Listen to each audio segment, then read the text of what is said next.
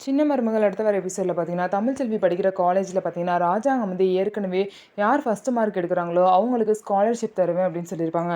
இப்போ தமிழ்ச்செல்வி தான் அந்த ஃபர்ஸ்ட் மார்க் எடுத்திருக்காங்க. அதனால அங்கே ஒர்க் பண்ணுற டாக்டர்ஸ் பார்த்தீங்க அப்படின்னா, ராஜாங்கத்துக்கு கால் பண்ணி, இந்த மாதிரி நீங்கள் ஒரு ஸ்காலர்ஷிப் தரதா சொன்னீங்க. அந்த ஃபர்ஸ்ட் மார்க்கை உங்கள் மருமக தமிழ்ச்செல்வி தான் வந்து வின் பண்ணியிருக்காங்க.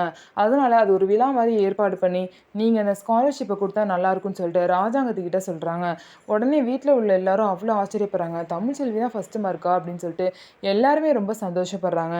இன்னொரு சைடு பார்த்தீங்க அப்படின்னா, மலரோட 10th சர்டிஃபிகேட் வந்து தமிழ்ச்செல்வி கையில் கிடைக்குது. அதில் பார்த்தீங்க அப்படின்னா 487 மார்க் வாங்கியிருக்காங்க. சூப்பர்க்கா, நான் கூட 482 தான். நீங்கள் என்னோட 5 மார்க் கூட வாங்கியிருக்கீங்க. இவ்வளோ நல்லா படிக்கிறீங்க அப்படின்னு சொல்லிட்டு தமிழ்ச்செல்வி மலர்கிட்ட கேட்குறாங்க. ஆனால் நீங்கள் ஏன் அதுக்கப்புறம் எதுவும் படிக்கலை, உங்களோட ஆசை என்ன அப்படின்னு கேட்கும்போது, எனக்கும் நிறைய ஆசை இருந்துச்சு. எனக்கு ஜட்ஜ் ஆகணும்னு ஆசை. எல்லாமே ஆசை தான் பட முடியும். எல்லா ஆசையுமே எல்லாத்துக்குமே நிறைவேறும் அப்படின்னு சொல்ல முடியாதுல்ல. நீ இப்போ உன் ஆசையில உறுதியா இருந்தே நீ ஜெயிக்க போற. ஆனா எல்லாத்துக்கும் அந்த மாரி நடக்காது தமிழ்ச்செல்விங்கிறாங்க. ஆனா தமிழ்ச்செல்வி அப்படிலாம் இல்லக்கா, எல்லாரும் நெனச்சபடி நடக்கும்னு சொல்லிட்டு பார்த்தீங்கன்னா, மலர வந்து மோட்டிவேட் பண்றாங்க. ஸோ தமிழ்ச்செல்வியோட மோட்டிவேஷனால மலர் வந்து வக்கீலுக்கு படிப்பாங்களா அப்படின்னு சொல்லிட்டு நம்ம வெயிட் பண்ணி பார்க்கலாம்.